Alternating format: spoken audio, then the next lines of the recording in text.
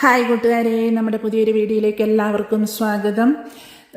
കുറച്ച് താമസിച്ചു പോയി ഈ വീഡിയോ ഇടാൻ. കുറേ ദിവസം എനിക്ക് ജോലിയിൽ കുറച്ച് തിരക്ക് കാര്യങ്ങളൊക്കെ ആയിപ്പോയി, അതുകൊണ്ട് വീഡിയോ ഇടാൻ താമസിച്ചു. പിന്നെ പ്രധാനപ്പെട്ട ഒരു കാര്യം പറയാനുള്ളത്, നമ്മുടെ ചാനലിൻ്റെ പേര് ഒന്നും മാറ്റിയിട്ടുണ്ട് കേട്ടോ. കാരണം നമുക്ക് ആ ഒരു പേരുകൊണ്ട് കുറേ സാങ്കേതികമായ ബുദ്ധിമുട്ടുകൾ ഉണ്ടായിരുന്നു. അതുകൊണ്ട് തന്നെ എൻ്റെ സ്വദേശമായ കട്ടപ്പനയുടെ പേര് ചേർത്ത് കട്ടപ്പനക്കാരി എന്നാക്കിയിട്ടുണ്ട്. അതുകൊണ്ട് എല്ലാവരും, എൻ്റെ പ്രിയ കൂട്ടുകാരെല്ലാവരും ഇനി നമ്മുടെ ചാനൽ സെർച്ച് ചെയ്ത് നോക്കുമ്പോൾ കട്ടപ്പനക്കാരി എന്ന് സെർച്ച് ചെയ്ത് നോക്കണേ. പിന്നെ ഇന്നിപ്പം നമ്മൾ ഒന്നിച്ചൊരു യാത്ര പോവുകയാണ്, ഹൈഫ തൊട്ട് അക്കോ വരെ ഒരു യാത്ര. അപ്പോൾ ഹൈഫയുടെ കുറച്ച് വിശേഷങ്ങളും അവിടുത്തെ കാര്യങ്ങളൊക്കെ പറയാം കേട്ടോ. കാഴ്ച കണ്ട് നമ്മൾ പൊയ്ക്കൊണ്ടിരിക്കുന്ന സമയത്ത് തന്നെ ഹൈഫയുടെ കുറേ കാര്യങ്ങൾ നിങ്ങളോട് പറഞ്ഞു തരാനുണ്ട്. ഒത്തിരി ഒന്നുമില്ല, എനിക്കറിയാവുന്ന കുറച്ച് കുഞ്ഞു കുഞ്ഞു കാര്യങ്ങൾ. ഓക്കെ, അപ്പം നമ്മളിങ്ങനെ ഹൈഫ സ്റ്റേഷനിൽ എത്തിയിരിക്കുകയാണ്. അവിടെ നിന്ന് ട്രെയിൻ പതിയെ നീങ്ങിക്കൊണ്ടിരിക്കുന്നു. ഹൈഫയിൽ തന്നെ 3 റെയിൽവേ സ്റ്റേഷനുകളുണ്ട് കേട്ടോ. അതിൽ 2 ഞാൻ കാണിച്ചിട്ടില്ല, കാരണം എല്ലാം കൂടി കാണിച്ചു വരുമ്പോഴേക്കും വീഡിയോ ഒരുപാട് ലോങ് ആയിപ്പോവും, അത് നിങ്ങൾക്ക് ബോറാവും. അതുകൊണ്ട് തന്നെ ഞാൻ ഒരൊറ്റ സ്റ്റേഷൻ മാത്രമേ കാണിച്ചിട്ടുള്ളൂ. ഇപ്പം ഈ കാണുന്ന ഒരു സംഭവം ഉണ്ടല്ലോ, അതെന്താണെന്നറിയാവോ? ഇത് ഒഫീഷ്യലി ഡിസ്ട്രിക്ട് ഗവൺമെൻറ് സെൻ്ററാണേ. അപ്പം ഇത് സയൽ ടവർ എന്നാണ് പറയുന്നത് കേട്ടോ. ഇനി നമ്മൾ അങ്ങോട്ട് പോകുമ്പോൾ കുറേ പഴയ കെട്ടിടങ്ങൾ, ഒരുപാട് പഴക്കം ചെന്ന കുറേ കെട്ടിടങ്ങൾ നമ്മൾ കാണുന്നുണ്ട്. ഇതൊക്കെ ഏകദേശം ഒരു 5000 വർഷങ്ങൾക്കടുത്ത് പഴക്കമുള്ള കെട്ടിടങ്ങൾ വരെ ഉണ്ട്, അതായത് ഹൈഫയിൽ. കാരണം അങ്ങനെ പറഞ്ഞു കഴിഞ്ഞാൽ ക്രിസ്തുവിന് മുമ്പുള്ള കെട്ടിടങ്ങൾ വരെ അവിടെ അവരതുപോലെ തന്നെ സൂക്ഷിച്ചിട്ടുണ്ട് ഹൈഫയിൽ. അതുപോലെ തന്നെ അക്കോ, അങ്ങനെയുള്ള പ്രധാന സ്ഥലങ്ങളിലെല്ലാം ഇതുപോലുള്ള കെട്ടിടങ്ങൾ, അതുപോലെയുള്ള സ്ട്രീറ്റുകൾ, ഇതെല്ലാം അവർ അതുപോലെ തന്നെ സൂക്ഷിച്ചിട്ടുണ്ട്. ഹൈഫയിലെ പ്രധാനപ്പെട്ട കുറേ കാര്യങ്ങൾ എന്താണെന്ന് ചോദിച്ചാൽ, Bahai garden, Bahai world centre, IEC tower, sail tower, അങ്ങനെ കുറേ കാര്യങ്ങൾ നമ്മുടെ ഹൈഫയ്ക്ക് സ്വന്തമാണ്. പിന്നെ അതുപോലെ തന്നെ മഡാത്തക്ക് മ്യൂസിയം, അങ്ങനെയൊക്കെയുള്ള പ്രധാനപ്പെട്ട കുറേ കാര്യങ്ങളുണ്ട് ഹൈഫയിൽ. സ്റ്റെല്ല മാരിസ് മോൺസ്റ്ററി സ്ഥിതി ചെയ്യുന്നത് ഹൈഫയിലാണ്. അങ്ങനെ ഒത്തിരി പ്രധാന കാര്യങ്ങൾ ഉൾക്കൊള്ളുന്ന ഒരു ബിഗ് സിറ്റിയാണ്, ലാർജ് സിറ്റിയാണ് ഹൈഫ. ഇസ്രായേലിലെ പ്രധാനപ്പെട്ട 3 ലാർജ് സിറ്റികളിൽ ഒന്നാണ് ഹൈഫ. ഒന്ന് ടെല്ലവീവ്, ജെറുസലേം, മൂന്നാമത് വരുന്നത് ഹൈഫയാണ്.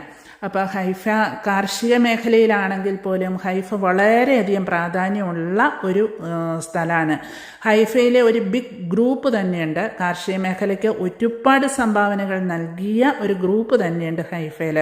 എന്നാൽ ലോകത്തിലെ ഒരുപാട് രാഷ്ട്രങ്ങളിലേക്ക് കൃഷിയുടെ നൂതന മാർഗങ്ങളൊക്കെ ഷെയർ ചെയ്ത് കാർഷിക രംഗത്തെ ഒരുപാട് വളർച്ചയ്ക്ക് സഹായിച്ച ഒരു വലിയ ഒരു സിറ്റിയാണ് ഹൈഫ. അഗ്രികൾച്ചറൽ മേഖലയിൽ, ഇൻഡസ്ട്രിയൽ മേഖലയിൽ ഒരുപാട് നൂതന മാർഗങ്ങൾ നൽകിയ ഒരു സിറ്റിയാണെന്ന് പറഞ്ഞ ഹൈഫ. അവരുടെ പ്രധാനമായിട്ടുള്ളൊരു കാര്യമാണ് ഡ്രോപ്പ് ഇറിഗേഷൻ എന്ന് പറയുന്നൊരു സംഭവം.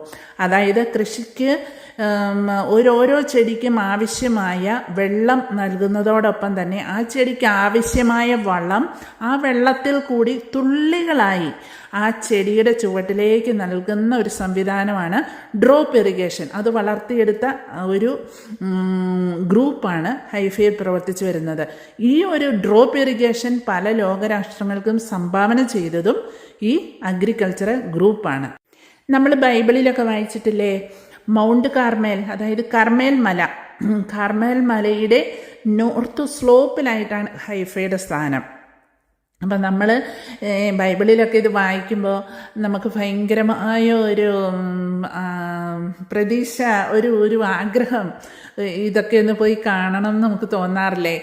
ഇത് ആ ഒരു പ്രദേശമാണ് കേട്ടോ. ഇത് ആ കർമ്മൽ മലയിൽ നിന്ന് നോക്കിയാൽ നമുക്ക് കാണാൻ പറ്റുന്ന അടിവാരത്തെ ഒരു വലിയ സിറ്റിയാണ് ഹൈഫ.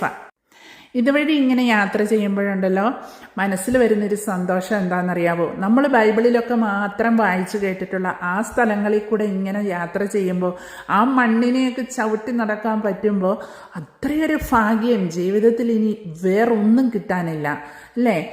നമ്മൾ ഒത്തിരി കാര്യങ്ങൾ നമ്മൾ ടെലിവിഷനിലൂടെ അല്ലെങ്കിൽ നമ്മൾ മറ്റ് വീഡിയോസിലൂടെ ഫോണിലൂടെ ഒക്കെ കണ്ടുകൊണ്ടിരുന്ന ആ പ്രദേശത്തൂടെ സഞ്ചരിക്കാൻ പറ്റുക, കൂളായി നമുക്ക് പോകാൻ പറ്റുക എന്ന് പറയുമ്പോൾ ആ സമയത്തൊക്കെ മനസ്സിലേക്ക് വരുന്നത് ജീസസ് ചിലപ്പോൾ ചവിട്ടി നടന്ന മണ്ണായിരിക്കാം, നമ്മളും ചവിട്ടി നടന്നു പോകുന്ന ആ മണ്ണ്.